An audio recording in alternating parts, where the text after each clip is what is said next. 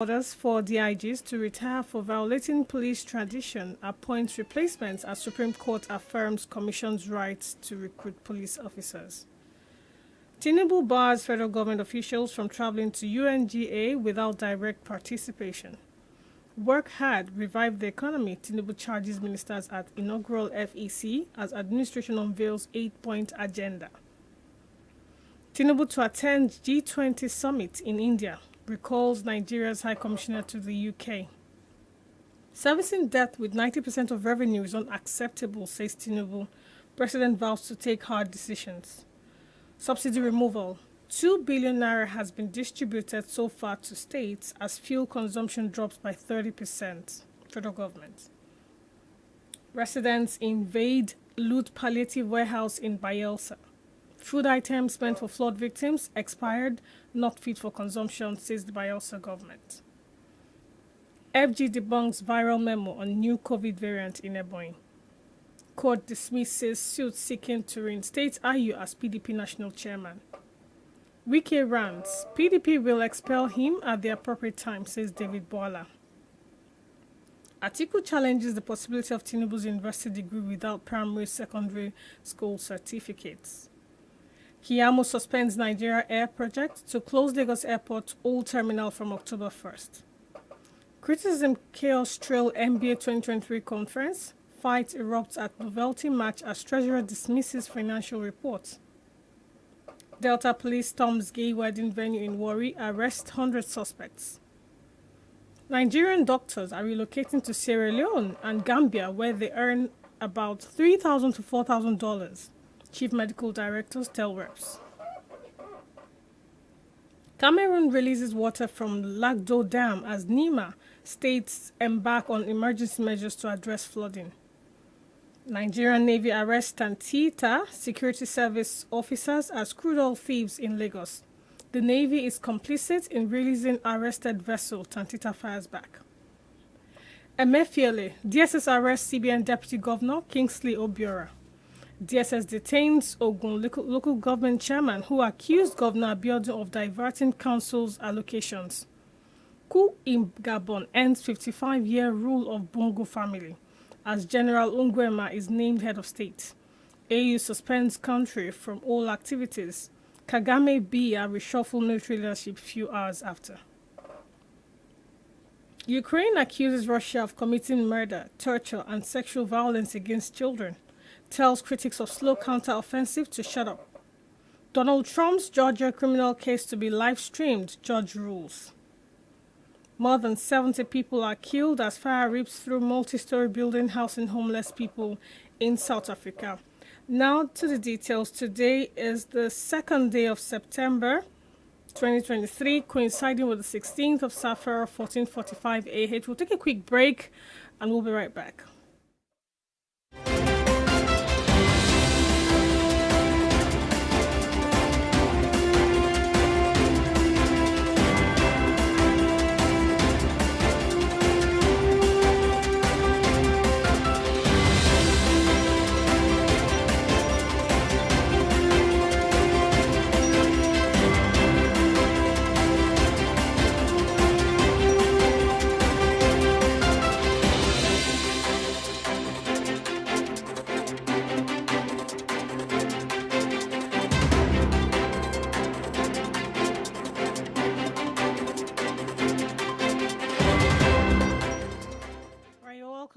It is news reviews. We've listened to the headlines. Let's get into the details of these headlines. Now, I'm being joined by Dr.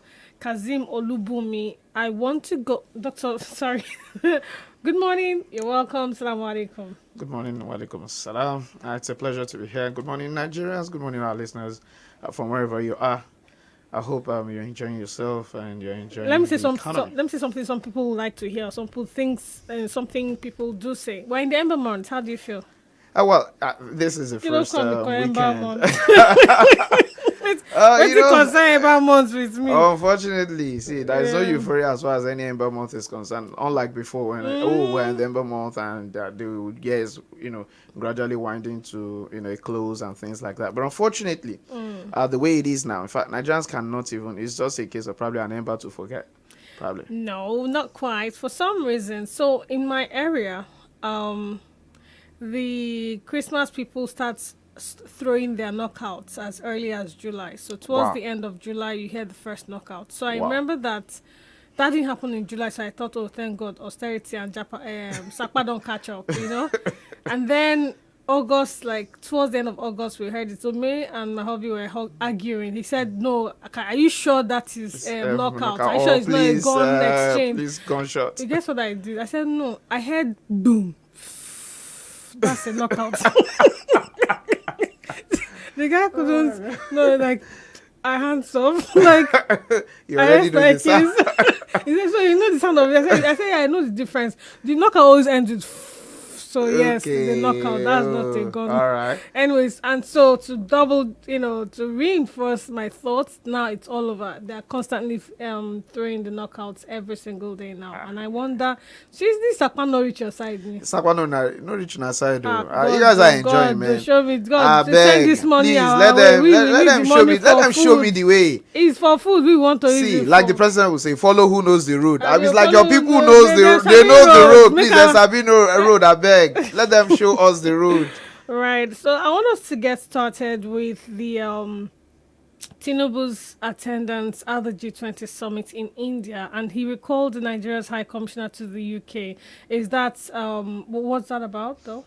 There are two things talking about the president's itinerary. First is the fact that the president will be attending a G20 summit in India, and it is expected that he will meet with CEOs of global corporations and things like that, trying to advance the cause of Nigeria and to show them that it's a viable ground. So we have a new leadership with a renewed vigor to really turn things around, and you are sure of a conducive and enabling environment for your businesses to thrive. We know quite well India is over 1 billion people. That's a market on its own. But at the same time, we know quite well that the same way India is also expanding its frontiers to other developing nations, because India is already rubbing shoulders with the big countries of the world, the G7 countries and things like that. So they feel that they've got also what it takes. And now you're talking about G20 summit, and you know quite well that. Remember that just last week we talked about BRICS, and India is a critical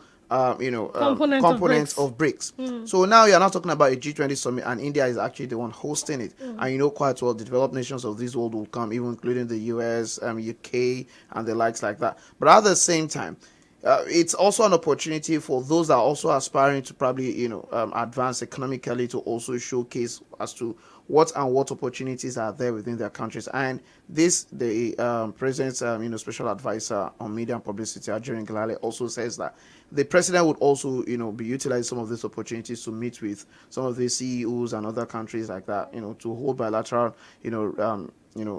talks, and to just one way or the other show them that you have the opportunity. These are areas that will need you to probably come and invest in Nigeria. And with that, if that were to come, that will improve Nigeria's FDI, foreign direct investment. And with FDIs, we'll probably have more jobs for people. And it's part of the critical component of the president's 8-point agenda. And that has to also, employment creation. The president is targeting about 50 million jobs in 4 years. So feeling that there are so many sectors of the economy that we can actually, if you fully exploit them, then there won't be an issue of, unemployment and the likes like that. We are just actually recovering from, the backlash over the unemployment figures released by the Nigerian Bureau of Statistics. And, if a former director general of that agency, the immediate past, director general, is actually, opposing and countering the figures released by the NBS, yes, you might say this is the new global standard, but the reality is it does not shy away from the realities of what we are facing economically in Nigeria, the issue of unemployment, so that you don't give figures that gives a wrong impression to the authorities in charge that the unemployment situation is not too bad. Imagine coming up with a 4.1% unemployment rate, and you're saying that whoever that is able to work an hour a week is actually employed. If you use such a statistics, automatically government will feel that nothing is at stake. When you compare that to, say, we have over 60 million unemployed Nigerians, that really gives a true picture of it, and for the government, it puts government on its toes. But when you tell government it's just 4% of Nigerians that are really unemployed, so it's a case of you can go to bed, that you don't have too much to worry about. So in the midst of all this, the president understanding what exactly is at stake, talking about employment creation, we feel that one of the ways by which we can, address that issue is to attract foreign direct investment, and that is what he plans to do with, the G20 summit. And as for the recall of the, High Commissioner to the UK, Senator Sharafuddin Tujishola, I was a former minister under the PDP, I think under the PDP administration, eventually came back under Buhari, became a member of the APC, was sent to the United Kingdom as High Commissioner. His tenure would actually wind down in October. So we feel that let us give him that 60-day leeway to be able to prepare for his, retirement or to wind down his operations there and relocate his family. To relocate his family. He's representing the president. No, that's the reality. Are you sure he's going to relocate? It's just a case of I know that empty, clear the office, exit the office for the next exit the office. Yeah, so it's just I think it's just normal thing. If you like stay back there in the UK, at least you would have at least. So what should we make of the news about him barring federal government officials from traveling to Onga without their direct participation? So if you're not presenting, you don't have any major. See, the truth is, Onga has been one of the means by which public officials actually fritter away common patrimony. The idea is they see it more like an annual vacation. So whether or not you have any business, every minister, every ministry tries to come up with an arrangement of those who actually travel. So it's more like an annual vacation for them. And they will do that at government expense. Yeah. So a lot of them, whether they or not they have any business, imagine probably a minister of interior would also say also want to make presentation or want to attend Onga. So because the president will go, you have a high entourage. Probably you see some other countries, they just manage probably one apartment in a hotel for the president's security details and some other key officials that will work with the president at the Onga. But in case of Nigeria, you see probably a whole building, a whole street. They know Africa. You see, by the time you get to the US, they know Africans have arrived. They know us, and they always wait for us. They know you are bringing your dollars. It boosts the economy.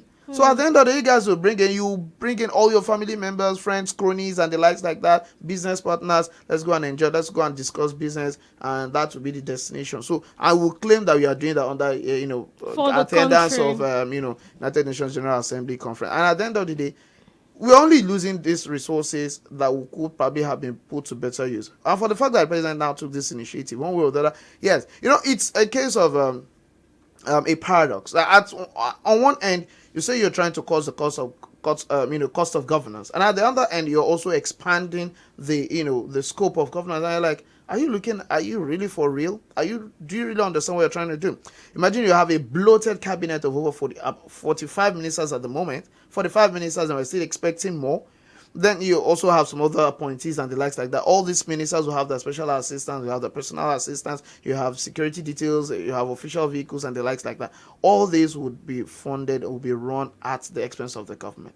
Now you now imagine that on that end you are expanding the cost of governance, because that is increasing one way or the other. But on the other end, you're also trying to reduce cost of governance. So let us face the reality. Let us come out. Let us have a clear picture of the fact that at this moment, we are telling the masses that they need to tighten their belt. Let them also see that true from the top. Yes. It should cascade down. Yeah, it should cascade down. Sort of lead by example. So that's the idea. Practice what you preach. Practice what you preach. So it's not just a case of it's my words, but then you see, overlook what I'm doing. Do as I say, don't do as I do. So do as I say, no, they do as I do. If you do as I do, that will be trouble. But at the same, so but one way or the other, it's a commendable thing. It is commendable. It is commendable.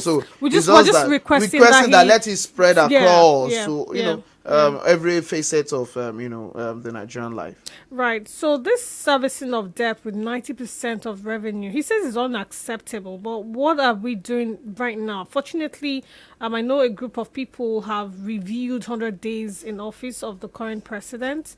So in your opinion, with the policies that are in place, well, we can't start to judge the policies yet. I mean, there's still a bit of time for them to settle down. But however, with what's been the steps taken so far, does it look like we're going to turn around and start to generate enough revenue to sustain ourselves and not necessarily debt servicing? All right. If you know anything, if I don't know anything about our president, I know quite well that he has a capitalist mentality and he doesn't joke with fund generation. You can see that again. Sorry to cut in, and I saw this minister was that Tijani guy. Okay. Bosun Tijani. Bosun Tijani, right? He said one of his tweets on X. Do you know anything about radio license? You might want to go and update yourself. Do you need to get a radio license? And people said, "Hey, wow, don't start. Hey, no be all of Nana the same thing. Oh, they've cornered you too. You should have become a revenue generating. You know what is." And one thing you must understand is that it's hard for you to talk about any MDA that does not have the capacity to generate funds. All right. So the only thing is just that there are some that you feel like don't let fund generation be the major primary priority. There are so many other areas of life that needs the attention of government that we need you to actually intervene and put your attention to. But then one thing you must understand is that for this president, he has said he was going to take the hard decisions that it's unacceptable, and it's a fact. It is unacceptable. It doesn't make any economic sense that you're making 100 naira and 90 naira of that 100 naira goes to debt servicing. Then how much do you think you would spend on recurrent expenditure? By the time you do that, it means you have spent more than you have received as revenue. So then in automatically fairness, you would have no other choice than to go back to borrow for you to even implement, if at all, any capital project. Now the reality now is that this government, to a large extent, you might say, we know quite well that we are being affected. And one of the things the government is trying to do is actually to try to cut, anything that would probably remove some avoidable expenditure from government's coffers. And that's why the idea of fuel subsidy removal is tailored towards that direction, that if at all we can avoid some expenses, let us avoid it. You look at it that doing that has saved government some huge amount of money. It's a fact. Apart from that, you also talk about the fact that the NNPC's GMD came out yesterday to tell us that Nigeria now has, at least for the current month, the immediate past, this month of August, that Nigeria was able to meet up with about 1.67 million barrels production or crude oil production per day. That means we've been able to meet actually our OPEC quota. So one way or the other, it means that if we're able to continue in that direction, we'll be able to meet our revenue target. Just from crude oil. Then again, I'm sorry, before you divert, and also see that if you are able to allow that translate to almost every sector of the economy, it means quite well that will be doing enough when it comes to revenue generation. And if you look at the fact allocation for the last 2 months now, it has actually increased tremendously. At least we've seen the federal government, the states, and the local government sharing nothing less than 900 billion. Before we're doing around 600, 700 billion. And that's probably less than what they actually anticipated. So if now we're able to do as much as 900, this last month was just 960 billion was what they shared. So imagine if you continue in that direction, it means probably in the next 1-2 months, probably we would hit 1 trillion naira as revenue to be shared by the 3 tiers of government. But the only thing is just that, are we sure with this amount of money would actually get value for it as citizens? Will they spend? That's what I was going to digress to. That all these monies that you're mentioning, it gets to the government. Isn't that to service the government officials? Does it necessarily translate to direct impact for the citizenry? And that's where we come in. And I always say on this program that at the moment, we don't have an opposition party. We don't have a viral opposition to the ruling party. And it is the people that have to take up that role themselves. See, let us be watchdogs on whatever government does. Let us speak out whenever we feel that they are going wrong and we feel we are dissatisfied with the quality of service that we're getting from our government. And that's our responsibility. We cannot abdicate that to anyone. See, nobody will do that on your behalf. It's something that we have to do ourselves. And in doing this, it's part of what we really need to ensure that as they are getting this money, let us ensure that all the promises that they made, we start telling them, start reminding them, and start calling their attention to it, using all legal means possible. And that's why, one way or the other, as much as, I might really not subscribe to some of the modus operandi of Labour, but I think at this juncture, they need to turn the heat on the government of the day. And that is why, for the fact that they declared a warning strike, see, you guys have, increased, one way or the other, you might say it's not increased, you removed fuel subsidy. But the reality is the cost of fuel has actually affected every other sector of the economy. And at the end of the day, the palliatives that you're talking about, really the people are not getting it. If I don't know, probably some states have started. Lagos, we've not got anything, Mr. Governor. No, hold on. On that note, if you've not received the food items, but they have actually, true to their words, what they said they'll do in the transport sector, they have actually implemented it, and I have. Which is what? The with the reduction. Yes. Now, the truth of the matter is, no, see, let us be factual here. You're talking about reduction in the cost of transportation. We only got to see that with the BRT buses. Unfortunately, the governor overpromised, and he under-delivered. Now, because ordinarily, you don't have control over the private sector. You don't have control over the yellow buses. So why announce a 25% reduction when actually the citizens are actually facing an increment? I wonder if he had any sit down with the NURTWs and the road transport. Those ones denied any kind of consultation or agreement with the government in that regard. And at the end of the citizens, they have come out to tell us to say and they haven't that even increased the number of routes that this BRT yes, buses cover. So that is that we've not even seen the new buses we're talking about. A lot of them have not been available. We said you have electricity run, electric vehicles. We've not seen that. Now you're telling us that probably that on Monday that they're going to launch the Blue Rail. Yeah. And at the end of the day, people are saying that if the Blue Rail will be running at the rate of, I think, is it 750 naira for a single route from Marina to Mile 2. Now, a normal bus, costs less than that. No.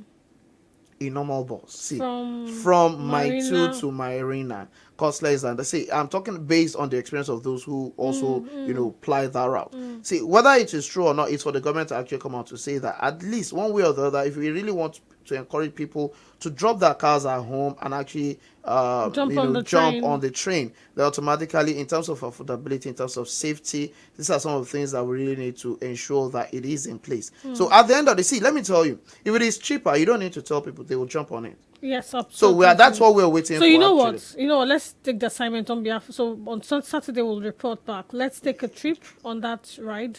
Okay. You go on the train, I'll go on the bus, and we compare figures. All right, no problem. Yeah. So in the course of the week, we'll need to take that trip. All right. So, but one thing, what we're trying to say is that we're talking about wage increment as a part of the palliatives. Until now, there has been no discussion in that regard. So that wage increment is with the government, right? Because this this NLC does not necessarily affect the likes of the private sector. Yeah, private sector, and that's the bulk the informal sector. Yeah. You see, the truth is, at all, Naimba, that's the mentality. Look, let some people start to see, because the reality is, it will go around. If ordinarily, probably someone that was earning 30,000 naira before probably starts earning like say 70, 80,000 at the end of the day, because see, the price of petrol has tripled. Yes. Now, at the end of the day, so whatever you are bringing up should be something that will be commensurate with what you have actually, the increment that has actually taken place with the full price. Then at the end of the day, also look at it. If these people are able to get that, it means in terms of feeding, they'll be able to buy from the farmers. Yes, and in terms of the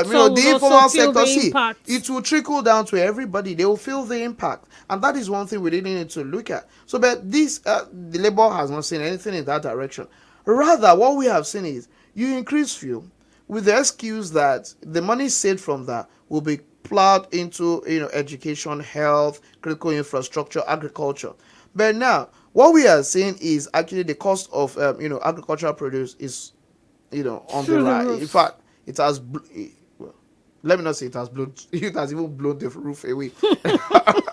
All right, so that is there. Talk about education. You have increased the amount of money payable. If we're in unity schools that is federal government owned, you might say, oh, probably state owned, we don't have control over that. Federal government owned schools, you have increased that. Federal government tertiary institutions have also, gone ahead to increase their fees, and no one has actually halted such a decision. And you expect Labour, who they feel that, if anything, at least this is what we do, This is where we get our, pay wages from, and this is what we are able to expend it on. And at the end of the day, if you've given us all these promises and you're not fulfilling it, then what basis do we have? In fact, even the committee that's supposed to interface with labor, there has been not a single meeting with them. So they feel that government is actually taking us for a ride. And I think it's part of the opposition that we really need to turn the heat on this government so that the needful will be done. Because I'm trying to imagine that you have a Minister of Labor and Productivity, you have a Minister of State for Labor and Productivity, and nothing has happened. Not a single discussion, not even a single meeting has actually been called. It would happen. I mean, they just got appointed. Say, it's over a week. Excuse At me. least we know quite well that forget the issue of settling that. They shall You be know the ground quite well. running like Wike. God bless you. At least one way or the other, Wike is leading the way. He's showing the path to others that see. We are not here to take the whole joke. week to settle down. Get started. Hit the ground running is what we ask. At least, if at all, we don't know of any. Even the unexpected minister who got his ministerial appointment by miracle and started singing "It's a Miracle," working God, also has actually started working. He was in Lagos during the week to check the MMA. Yeah. And you will see that he has actually even made policy pronouncement that we really need to do rehabilitation work on the old terminal. That it's ridiculous, the state of the old terminal, and we have the new terminal and it's rotting away. The new terminal is rotting away. It has been commissioned and it's not in use. No, it's in use. It's just a skeletal usage. Skeletal. So at the end of it, said by October 1, everybody will move there, so that it would allow for rehabilitation work to be done there. He moved through and said, okay, talking about the perimeter fencing of the MMA, I said we really need to adjust it. See, aviation safety is something that is very, very key. We also talk about the wrong ways and so many other things that need to be put in place. Wrong way with potholes. I can imagine that. It's right. So let's go to. So it's one of this. So we just feel that one way or the other. See, the people, you don't allow these people to rest because the same. So what I hear you subscribe to this forthcoming warning strike. Seriously, we need it. We need it because one way or the other. You're going to take part in it and sit down at home. No, it depends on my schedule for that period, and I see if they release the itinerary of what the warning strike would be like. The reality is that the people are suffering, and we don't get a semblance of the fact that those in government understand what we go through, or they say they don't feel it. It's a fact, they don't feel it. So we make to let them understand this is what we are going through. At least why aren't we going to their homes and barricading their homes? No. Let us spare their homes away from this because it doesn't have anything to do with their homes. Their offices, yes. Let us picket their offices. Okay. So by the time we do that, see, they understand what we are saying, and let us put our demands on the table. Okay. Let it be in the front burner. Let us utilize the media. These are our demands. So we are not demand, and the truth of the matter is, Nigerians don't demand too much from their leaders. It's a fact, except we want to, just basic they are just things. The basic things. That how would you say you're cutting the cost of governance? How do you tell the people that they should tighten their belts, and some people are actually smiling home with 110 billion naira sharing among 469 people? It's ridiculous. It's a slap on our faces, and it's a show of you can go to blazes. We don't care. So far we are okay. And that kind of attitude is what actually fuels, all this falsehood change. We still have quite a number of countries. places to touch. This 2 billion naira that has been distributed. I know before we came into the studio, we were having that discussion behind the scene, and one of our colleagues was saying, "You don't collect your." I never collect. I'm not saying it's what they're trying to say, especially with that, is the fact that the government has already released the grains. The grains. In full measure, yes. Let them distribute. We know about the grains that have gone around, even though I've not seen it. It has not come. We have not seen it in Lagos. The trailer got stuck around maybe Owerri. So please, Oga Governor. Yeah. Please, we are waiting. Follow the truck to Lagos and let it land safely. Before you say follow the money, I beg follow the truck this time around. Let it be delivered. Let's see Koro enter Lagos. So and unfortunately, some of the local. Where do you think you enter from? We enter from Berger. Let's go and wait at Berger. I think it can't be Jericho. It has to be Berger. So let's wait for them at. So we'll escort the truck. So to ensure. To Alausa, then from Alausa we'll follow it to the various local governments, so that at the end of the day we ensure that it is not diverted. Now, see, minus that is the fact that government said ordinarily 5 billion was actually promised. They're releasing 5 billion at a go. Could actually result into worsen the inflationary situation, so that it will not be a case of more money chasing fewer goods. Because it has been discovered that the price of rice and so many other, especially the agricultural commodities, that has increased was actually caused by this so-called consultant and middlemen that government at the federal and state level wants to use to redistribute some of this agricultural produce as palliatives. And at the end of it has caused artificial scarcity.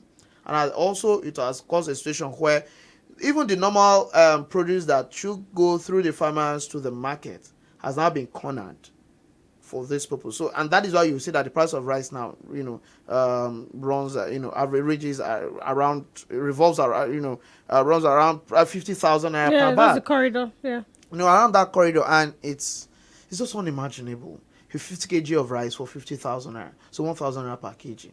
How did we arrive at this juncture? So it's unimaginable. So they also, so the Minister of Finance and Coordinating Minister of the Economy, what a good appellation, that he said they released 2 billion.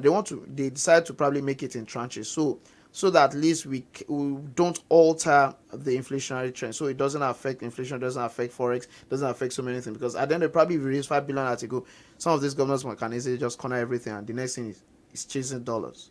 And at the end of it affects the value of the naira. So that let us release it in tranches. Let us release first. So this one that has been released, like when then carry and go? And it's the governors. That's why, see, for me, I feel that the major problems that we have as citizens in this country actually are governors. See, they are the ones that have actually made governance, look like, something impossible. Because I don't see, no word can actually qualify what we are seeing, what we are so getting are you saying we don't know They've any turned states that has emperors. collected theirs and distributed to them? If I don't know of any, I know of Borno State. Okay. In fact, Borno has actually been given palliatives before the full subsidy removal. And we've heard from information that Borno has actually done the 10th round of the sharing of palliatives. And if you see the package of what the Borno State government is actually giving to the people, you're like, this is real governance. Because in their own case, you're talking about a state that's actually, facing insurgency, insecurity. So one of the ways by which they can actually give succor to their people is to ensure that they have enough. So people don't use that as an excuse to be, attracted to these insurgents or whatsoever like that. So they have been doing that. Now, if a state that is facing insurgency is doing that much, what then would you say of a state that has no business with insurgency? That is comfortable. That is comfortable. At least we don't know of any other state. Now we also know that Kwara State has actually distributed its own. Whether we know at least they are trying to distribute one way or the other. No, ordinarily, if you look at it, listen, because if you listen to the analysis that was done by the NLC president, said, if you look at, we talk about the fact that multidimensional poverty in Nigeria, we have about 133 million Nigerians that fall under that bracket. Now, that was before the removal of fuel subsidy. Now, imagine that you have now increased fuel subsidy. It has increased. It has worsened inflation. So, it most likely more people would have fallen into the poverty, bracket. Now, he now said, let us even, hold it constant. That okay, still the same 133 million Nigerians. So divide that with the 5 billion you are giving to each state, multiply that by 36 states. That's about 180 billion. Use 180 billion to divide 133 million. What you would have for probably each household would actually be less than, it's not up to 5,000 naira. Is that what you want to use to actually take people out of poverty? Are we truly serious? So seriously, we are just joking. We are joking about the fight against poverty.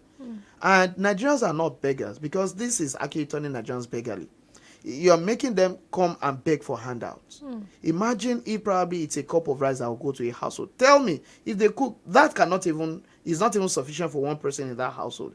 Now imagine, so if they get to that household, then, so what next? Even this one you are saying that we have not seen. The reality is, what do you think will get to my household? At the end of, so what we are saying is that it is really not about some of these handouts. It's actually about some critical decisions that, as regards, see, We're not lazy we are not people. lazy people. We want to what we work. need is an enabling environment for Yeah. businesses to thrive. Yeah. And subsidy is not necessarily a bad thing. That is what we continue to say. See, in the UK they get subsidy. In the US they get subsidy. They get it in different forms. Transport subsidy. Yeah. They get food subsidy in terms of the prices that you have. Government is actually relating directly with farmers that will buy off this product directly Instead from of the farmers wasting it instead on of the wasting it on farmland. the farmlands. Someone's We'll buy labor just directly. waste. So at the end of the day, we can regulate the prices that these goods will actually get to the market. We have marketing boards. Take over the transportation. And, take because over the if the distribution. government was doing that, all these people were laying them, and all these funny guys in funny uniform guys that collecting all these ones all like that that. will go That on. you have marketing boards that relate directly. They get this goods directly to the market. They can determine how much it is to be sold. Okay, let me just give us a similar instance of something that worked like that here in Lagos. It was an administration that was so maligned by this same APC people. The same administration that, we know that Lagos does not have land, but we have the resources. The economy is actually very, very great. I'm talking about probably the 6th largest economy in Africa. Now, Lagos does not have land. Now, Lagos went into partnership with states that have land. Yes. Lagos went into Osun State to actually procure land. Yes. They went into partnership with Kebbi State government Yes. to produce paddy rice. Yes. Now you have a rice mill in Lagos. Yes. Now at the end of the day, we got that paddy to the rice mill. And at the end of the day, what did we have? We have rice in form of what we call lake rice. And the government decided that it is this particular amount that this particular, this bag of rice will go to the economy, to the people. And they told you these are the points that you can get it. Then it was at a regulated price of 12,000 naira. Now, at the end of the day, don't you think that if you are able to do that, now the rice mill at Imota has actually been expanded? But unfortunately, are we getting rice in Lagos? No. Now, you're telling me now that if ordinarily a state government like Lagos decides that, okay, if the current market price of rice is 50,000, I want to drive down that price. Okay, let us release this rice at lake rice at 30,000 naira, 25,000 naira Yeah. for a 50 bag rice. Do you think those marketers have actually They'll push it. They'll force them they will to fall in they'll be line. forced to reduce their price, because at the end of the day, Absolutely. if citizens know where they can actually get this product, they go there and buy. And your rice will just be on your shelf. You'll be on your shelf. At least by the time you are able to see, let me tell you, any household in Lagos that does not have a bag of rice is already threatened. It's threatened because that is the easiest and probably the cheapest staple food. Yeah. We cannot even buy bread anymore. Bread is for the rich. So even our gari is scarce. The So people what are that we used to talking farm about? Gary, they now do bike rides in You my see? village. So Oh. at the end of the day, see, these are things we're talking about. See, these are the things that you can do for the people, not giving them handouts. Handouts That at the that end will of the day not will become even- easy a job for the boys and the political party leaders You at know- various you know, in speaking various about local this governments. They are the ones that actually corner everything. In fact, in the cornering of these things, it's just the ridiculosity of them locking up in warehouse. And that's what happened in Bielsa, where imagine the food items for flood victims Since was 2022, locked up in warehouses. Was And that's what's locked being up. looted. That's just criminal. They should and you are not arrest- coming out to tell those people that those rice, the food items are not safe for consumption, that they have expired. Why keep them till they Till get they expired? expired That's when number they one. needed Number them. two is this: you are talking about providing succor to flood victims. The whole world saw what happened to Bielsa, and at the end of the day, you have a government, And he's still walking around. and he's still not working. yet locked up somewhere. Listen. This is a governor that is actually preparing for re-election. And they would re-elect him. That's the sad reality, right? Well, you see, would you blame him? He was a Supreme Court governor. Because at the end of the day, you see, a lot of people, and probably this goes to the opposition, you people only shout Supreme Court governor in the case of Hope Uzodinma. When it favored you, the Supreme Court government favored you, you guys did not talk about Supreme Court governor. See, for me, and that's why I continue to tell the people, it is not about the political parties, it's about the people there. The Because there is people. no difference between PDP, APC, or Labour Party, or NNPP. See, it's the same ruling elite. It's them versus us. Yes. So don't think it's this party, it's that party. Now, this is a PDP governor that got a largesse of judicial pronouncement from the Supreme Court that sacked David Leon of Bielsa, that was already marching, preparing for inauguration, only to be sacked some hours to that inauguration. And you have a Doye Didi becoming the governor. And at the end of the day, you expect that someone that was so favored by God at least will provide the dividends of democracy to its people. But what did we witness? You witnessed a situation where the food items that were provided by the federal government as support to the state, as palliatives to the people, to cushion the effect of the flood that ravaged the whole of Bayelsa, in fact, the whole of the country. And Bayelsa was one of the worst hit. Bayelsa, I talk about Bayelsa, I talk about Jigawa, I talk about Kogi. Those were the worst hit states with that 2022 flood. And at the end of the day, you locked up. See, the reality is, let me tell you, the truth of the matter is those food items were not expired. The government was only trying to give an excuse as to why they were locked up. They would claim that it were expired, so that's why they felt it's not safe for consumption. That's why how did it get expired? Was it expired when the government gave to them? That is number one. The number two is that the truth of the matter is they were preparing that before you know it. Ordinarily, if it was for election, they would have released it and would have packaged it and branded it as a Doye Diri rice to the people as election. Vote buying. See, the reality is vote buying is not only when you are exchanging cash. No, but everybody knows what vote buying Ladi Adebutu in Ogun State was exchanging ATM cards. Yes. That's high level. Sophisticated vote buying. So what are we saying? Right. That this is the same. See, it is us versus them. And let me tell you, unless we realize that and we decide to actually take action as citizens ourselves, see, they will continue to take us for a ride. And that's why I'm appealing to Lagos State government that before another warehouse is, looted, please do the needful. Because unfortunately, that is what might happen in some other places. You will see private warehouses belonging to, different, businessmen being looted on the pretext or thinking that it's actually owned by government. Yeah. So please, before that happens, and that's before the situation, degenerates to that state of lawlessness, please let us do the needful. Indeed. Right, let's visit MBA. Unfortunately. Portable. Zazuze. They were doing Zazuze at the MBA conference. And you imagine that this is a professional joke. See, sincerely, when I heard that, what a blatant joke. I looked at the president of the MBA. What? A respected gentleman, a man that I respect so much. And I compare that with an MBA conference, and what you get, a portable, someone that's actually shown to be, so lawless in his approach to issues, someone that is actually encouraging the youths to actually engage in money rituals, someone that has been so lawless as to even attack police station, refuse arrest at a particular point before he was eventually arrested because he refused to honor the police summon. This is the kind of person that you now brought to a conference organized by the Nigerian Bar Association. It weakened when I read the news. Seriously, and to think unfortunately, if it probably stopped there, it would have probably maybe they just felt after let's just enjoy, and it's the rave of the moment. So let's also just fall in line with what is actually trendy at the moment, since it is Zazu that has taken over the town now. So, and at the end of the day, imagine they organized a novelty match and they entered in the chaos. Fisticuffs. Novelty match. Now imagine if it were to be play, let's just enjoy ourselves. Imagine if it were to be so competitive. What would have happened? Probably they would have brought guns.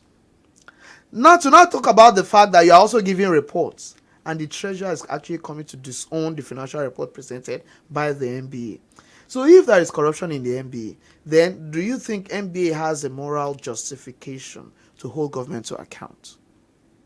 That question is not for me. Please face on that, please. You're facing me as if my class. Shame me. Am I MBA? Please. Mr. Yakubu Michael. Problem. Mr. Yakubu Michael. Please.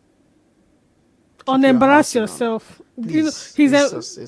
It's right. In any case, we visit. Let's take a quick trip to Delta States. Delta. Oh. You see, as I said Delta, I can see the video playing in front of me like this. When I said I was at the the expo, the chamber, Islamic Chamber Halal conference during the week, and I just grabbed my phone and it popped up, gay wedding, 100 people, 100 suspects, and I looked at all of them. They all, one thing was, the uniformity of their Opelenge status. All of them looking malnourished and I'm sick just like, looking. what's this? Well, unfortunately, now let me use this opportunity. I want to call out someone. Yes, they're going to defend them, right? That's Georgina Onoha. Oh, not even Georgina. Somebody else. Okay, go on. No. This one claims to be a nurse, Mm-hmm. a former actress. She has relocated to the US. And she's saying, now what did they do? They no keep us. Wow. They did not rob, they did not kill anybody. When you say So she's a nurse, maybe there are nurses that are dedicated to the rainbow-colored world. That's their own, forte. see, the reality is, I was like, for goodness sake, what are you trying to say? What are you trying to do? That you're trying to encourage something that is unlawful in Nigeria. See, if probably it's in the US, you might It's say, well, allowed probably where okay, you if are, it's but, allowed you there, know. but here in Nigeria, it's a criminal offense. Until that law is changed, It still remains a criminal offense. it remains a criminal offense in Nigeria. Same-sex relationship is frowned at. Legally, is frowned at. Culturally, is frowned at. Religiously, and unfortunately for him, she even came for pastors. See, yes, human beings might have different atrocities they commit, but it's not for you to now try to use that as a basis to justify another wrongdoing, especially something that is in the public. Don't you know what you're trying to do is, the moment this is allowed to pass, see, something worse would happen. Naturally. The West started with this so-called same-sex thing. In fact, it started with the feminist, so to say, thing. Before it graduated to same-sex thing. Now you have transgender. You now have trans has no, and there's no limit now. There's trans all sorts. Trans all sorts. Someone Yes. can just decide that. In I'm fact, too I big want like to. an Even, eraser. I feel like an identify. eraser. That's I identify Identify. as. I can decide to identify as a dog. I say what? But you saw the billionaire that identified as a dog and actually got himself a dog suit and actually went to town to pretend to be a dog. See, that's what. Well, you see, when they say it's dangerous to be free, absolute freedom is actually dangerous, and unfortunately, that is what you get. But unfortunately, as far as Nigeria is concerned, and to a large extent, many African countries, I could remember that United Nations thought it's that is this United Nation, one of these agencies actually stopped its AIDS program in, I think, Uganda because of this same They thing. spoke up against it. See, the reality is, Africa does not need AIDS. Does not need all these so-called assistance. What you take out of Africa is more than what you're actually giving back as AIDS to Crumbs. Africa. Crumbs, eventually. That's what you bring back. And unfortunately, you are not helping us. You're actually worsening our situation. See, the truth of the matter is, it's African leaders that actually put us in this situation. If not, I'm trying to imagine, do you think Europe can survive without raw materials from Africa? And I know that it is that same resentment that actually got to some of these francophone countries. Now you talk about Guinea, talk about Mali, talk about Burkina Faso, Niger, and now Gabon. So what are you saying? Leaving Cameroon Cameroon hanging in the balance. And he quickly changed the service chiefs. Let me tell you, it's the same hypocrisy that made France to actually support what is actually going on in Chad. A Chadian leader that was the son of the former leader. A former leader that had, as a president, that had a vice president, and it had to take his son to actually succeed his father.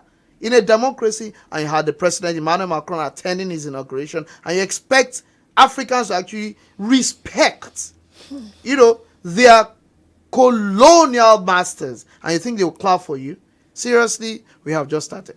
Why we actually do not encourage, some of these forceful, this cool, thing. But the reality is that it's almost as if the citizens are helpless, and that's why they celebrate their oppressors, and that's why they would clap and shout and sing. As a matter of fact, I'll tell you what happened. Gabon, they said that it's a family affairs. We should all stay off.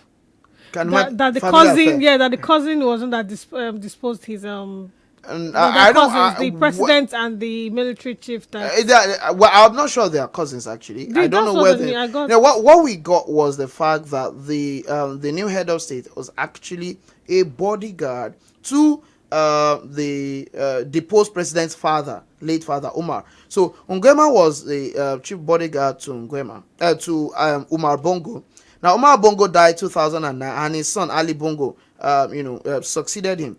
Now Umar Bongo ruled for 41 years. Now Ali Bongo, took reins of power in 2009, has been there till 2023. In fact, he has just won re-election last week Saturday. It was sworn in on So Saturday. now, so he was just re-elected, and you have this coup on Wednesday. So it was a case of, and the president actually, the head of the junta now, is actually the leader, the leader of the Republican Guard, the elite Republican Guard in Gabon. So it's more like a palace school thing, truly.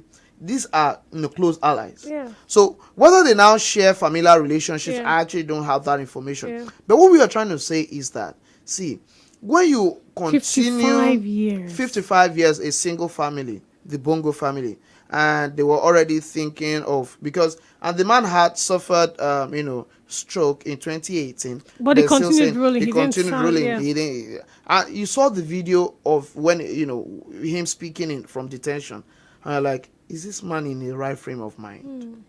Quite well. He was 64-year-old. He's 64-year-old, and he said his wife and his son, first son, they've been arrested and things like that, calling on people to respond and whatsoever, voice out, speak out. He's not about speaking out, say one way or the other.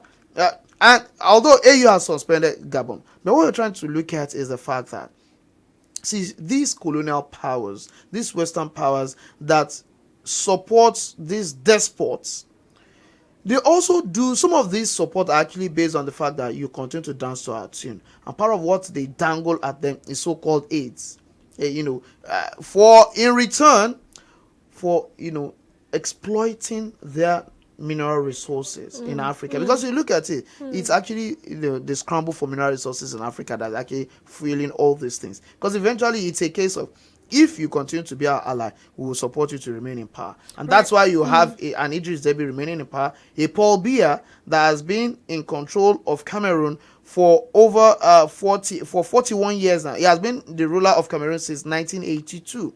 Now this is a 90-year-old Paul Biya. Yeah. 90-year-old.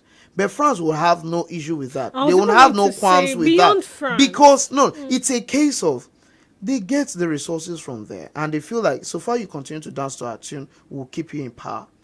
Now, ordinarily, you have expected that they should not have supported what happened in Chad. No, I hear you loud and clear, and I just want to put a twist to it, and that's because because of the week, I just kept on reading all sorts, and obviously there's a trend in the coup states, all the states that all have they been are taken all by the francophone. junta, they're francophone. One, it's also a saying no to long years of ruling by a certain group of people, and that's what was common to all these countries where this junta has taken place. But however, so Cameroon is there, we see that story also dancing to the tune of Gabon and co. However, there's a Rwanda that also has a president that's been there forever, but nobody's saying anything. And they're saying, is it because things are working for them?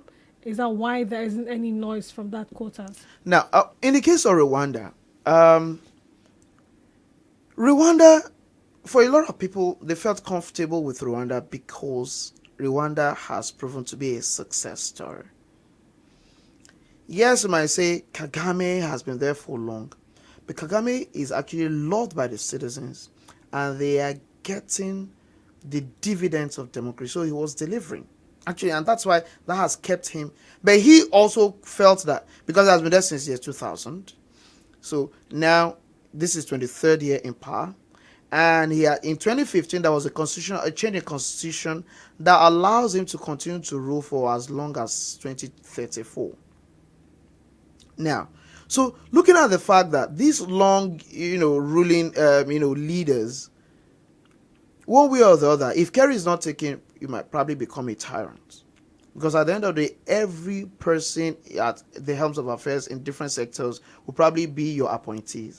So, and they will owe their loyalty towards you, probably instead of owing their loyalty towards the nation. So that could spiral into a tyranny. And that's why some people feel like no matter how good you are, you must have prepared some other people that should have learned a lot from you, that you have mentored, that could probably take over from you. And you can just be on the stage. And can just be an elder statesman and things like that. But a lot of people are not saying anything because they feel like Rwanda is a success story. See, come and learn from what is happening in Kigali. Come and learn at, some of their cities, the cleanest city in Africa, in terms of economy. In fact, they are most secure, most disciplined. Then again, you also talk about the fact that they have become a production giant. They also now manufacture vehicles in Rwanda and many other things. So they feel like Rwanda is working. So probably, why not? If it will take him to continue to be in power, that is what will probably, for as long as, so far the people are satisfied with him, they are not complaining, then what's the fuss about? And that is why probably a lot of people feel like Rwanda's case is a bit different from every other case. It's an exception to the case, right? But unfortunately, an exception to the case of what happened in Libya. Indeed. But unfortunately, these same Western powers because they had an interest.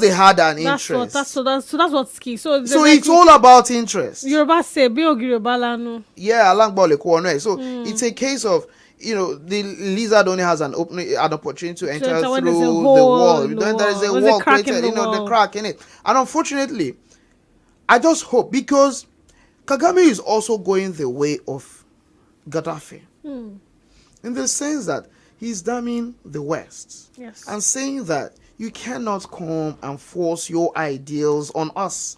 This is Africa. So if Africans feel like this is what we want, who are you to decide otherwise? Should you be deciding for us?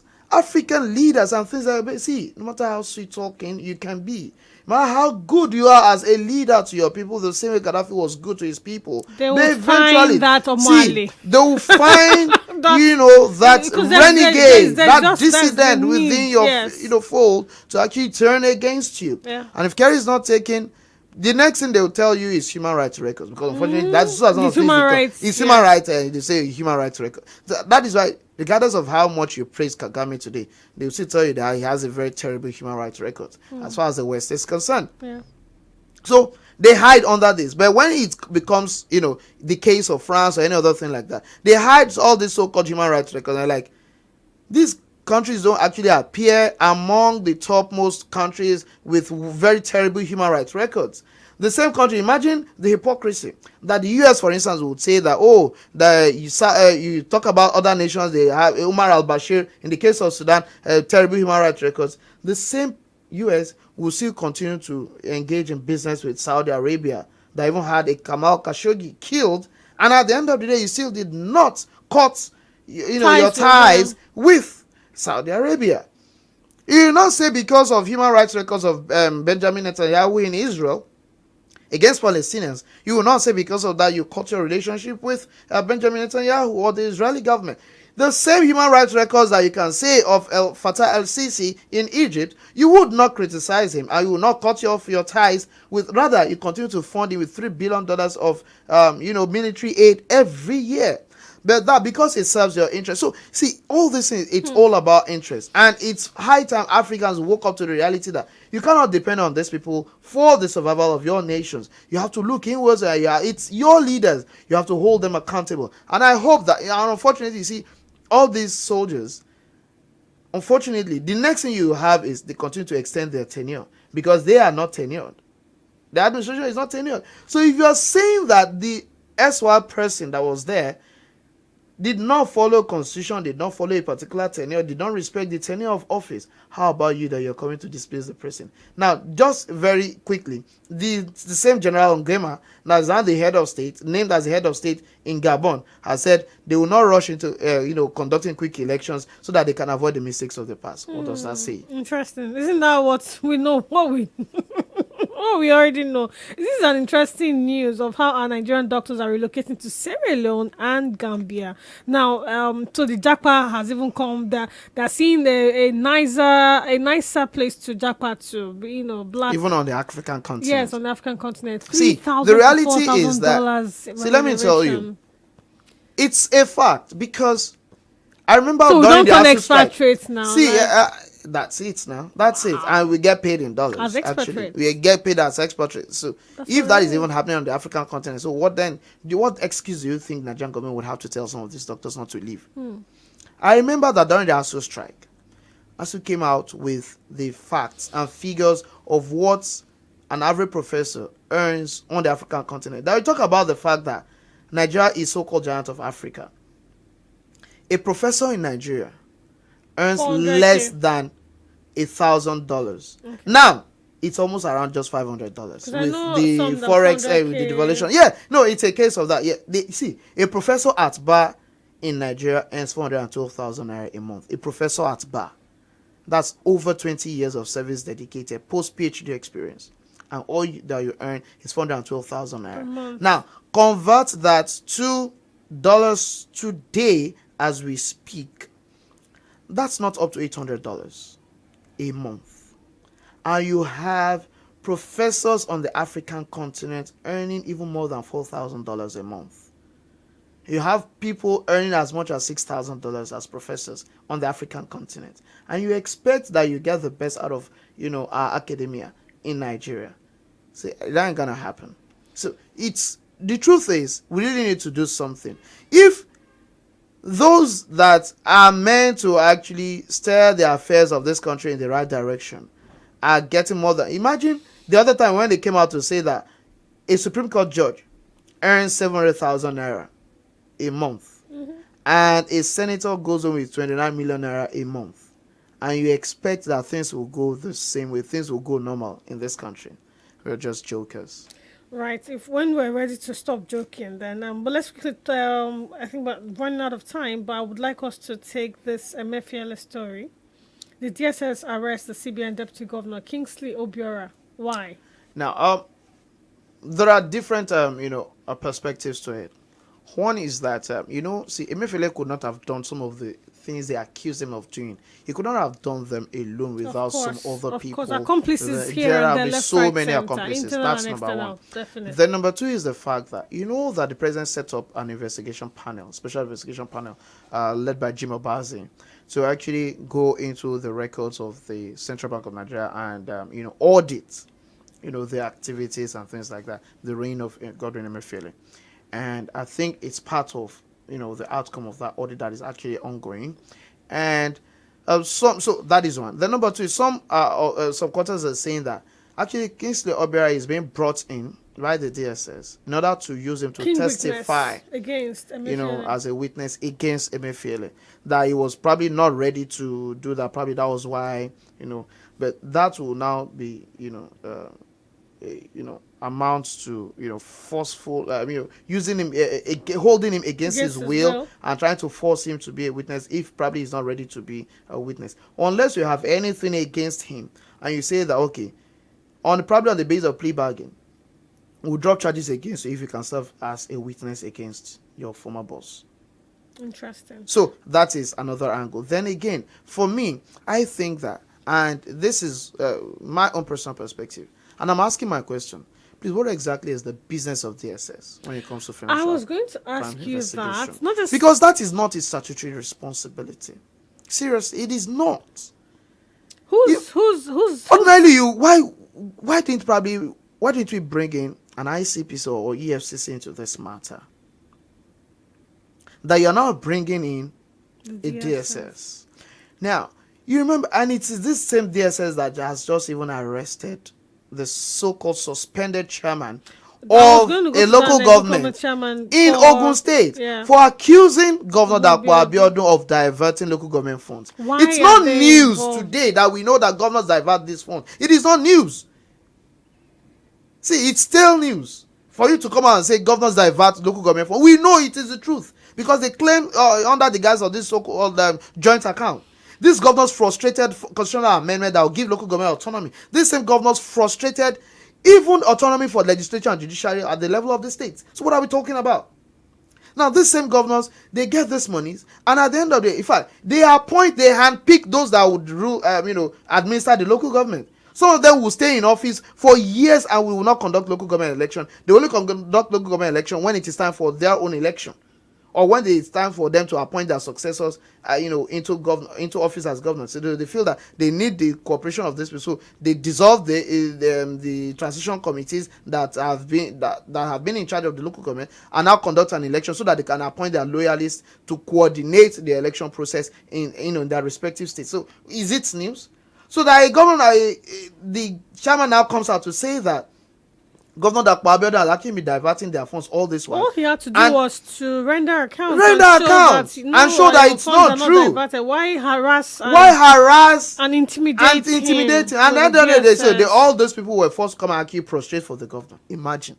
Prostrate for the government, say no, we are wrong, we are sorry on his behalf, he got his information wrong, we are sorry, he did not divert. In fact, the governor has actually been augmenting the fund that should go to the local government and things like that. He did that. Now they apologized to the governor. They forced them to apologize to the governor so that to have a public show of you can see he has recanted. One. Number two is you forced the councillors in his local government, his local government, you forced them to suspend him as a chairman, but it did not stop them now. It is now the turn of using the DSS to harass local. And I ask my question, what's the business of DSS with that? To what extent have we been able to use intelligence to actually foil attacks on our troops? To what extent have we used intelligence to actually discover the location of Leah Sharibu? Or some of these, the remaining Chibok girls in captivity? To what extent have you used intelligence to actually stop those that attack our security men, in the southeast, under the guise of, IPOB or Biafra agitations? To what extent have we used intelligence to catch the ones that vandalize our infrastructure? To those ones that are vandalizing the second Niger bridge, trains and the likes like that. Where we need them, they are not there. They are missing. So DSS is now being used to hound and harass perceived political opponents. The same DSS that is holding power for over 70 days without charge. This is lawlessness. How can you expect anything better when an MBA is parading portable as they are? We're talking about, see, if the security agents cannot obey the law, who do you think would obey the law? The citizens. See, you are showing them a very terrible example. Please, let us not allow Nigeria to degenerate into chaos. Mr. President, part of your 8-point agenda, you said rule of law. The activities of the DSS is not following the rule of law. We are appealing. See, it's not because probably it favors you today. When Emefiele was actually being lawless. I'm smiling because you see this. Emefiele was lawless in the past. He did not even obey Supreme Court judgment. He was lawless. That time he was smiling. He feels like he was untouchable because it favored him. Now the table has turned. He's now he's crying for sympathy from the citizens. Governor Abiodun. Hey. Well, you're waiting.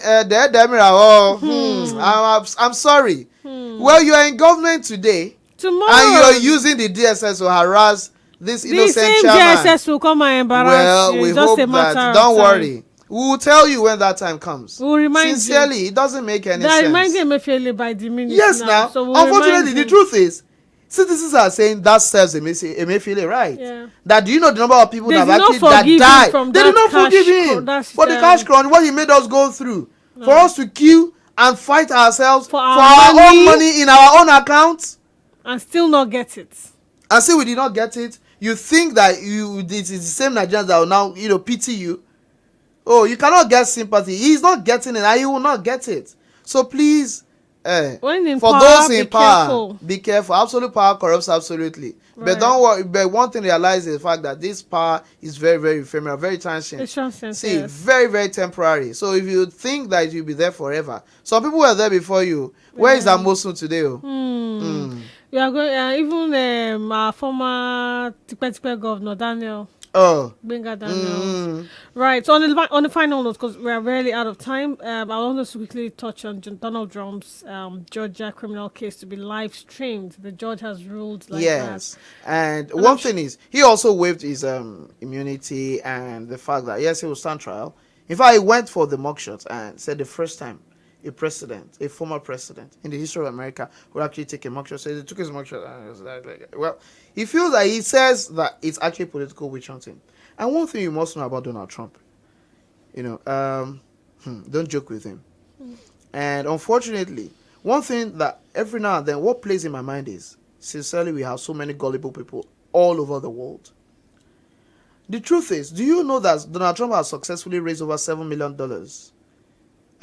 in funds to cover these legal proceedings? And he had people donating. Trump is back on X now, not Twitter. He's back. And he's saying that all these allegations are actually political witch hunting. And unfortunately, there are so many millions of Americans that believe him. In fact, he's actually the front runner as far as the Republican candidacy is concerned. And he has decided that he will not even attend any Republican debate. That he doesn't believe in it. And he cannot be forced to attend. And whoever that emerges, he cannot sign that agreement that will say you must support whoever emerges as a candidate. He said he won't sign it. So he feels that he has a very, very good chance of coming back in 2024 as the president of America. And for that reason, he feels that attending that trial, going through the whole rigors, will put him into more limelight. Yeah. And that will probably, give him more political attention. And Donald Trump loves attention. Of course. He loves the attention. He thrives on the attention. And see, he frowns at being ignored. So, because that is what he thrives on doing. And that is why, even with this, see, that is for the political aspect of it. And he feels that he is ready to go through the whole route because he feels that could even advance his political, cause. Yeah. But on the contrary, which I actually want to bring attention to Nigeria, is the fact that no one is above the law, even in America. A former president actually standing trial. Now, how many former presidents have we had in Nigeria with different issues that probably have been brought to trial? Look at all that we said about Jonathan, Sambu Dasuki, Dezani, and anything like that. Did Jonathan stand any trial? No, he did not. Obasanjo, $60 billion of electricity and so many other allegations and counter-allegations between Obasanjo and Atiku. Did he face trial? No. Now, Buhari has just left with so many fraud allegations against his ministers. Hadi Sirika, Malami, Accountant General, Ahmed Idris, NSITF, Fidelia Njeze, so many Ngige, and so many of them like that. Do you think Buhari would be called to trial in any court in Nigeria? So what we are saying is that if we are building a society where you have untouchables, it will get to a point that will not be able to control it. And at the end of the day, people will just choose to be lawless and they know there will be no consequences for it. We hope pray that it doesn't get to that point. And it shouldn't just be a prayer, it should be work and pray. We should work towards a sanitized environment. And on that note, we bring the end. This is the end of today's broadcast of the news reviews. Right, we'll be back same time next week, inshallah ta'ala, with another hopefully a lot of good news in the coming week. Hopefully. We pray for plenty good news next week, inshallah. Well, wishing and hoping and praying. Well, wish you all the best. Please remain law abiding. Yes. In spite of all that is going on. So don't worry, probably next week, please remind me. Yeah. I have a story to share. I had an experience with vehicle inspection officers. Oh, that would be an interesting one. And in fact, it escaped me. So right, that would be an interesting one. No, why next week? The other woman is up next, right? And it's a free for all. Everybody get on board. Just galore today. Bring on that VIO story. Must not go. Right. So we'll see you soon, inshallah. I said VIO.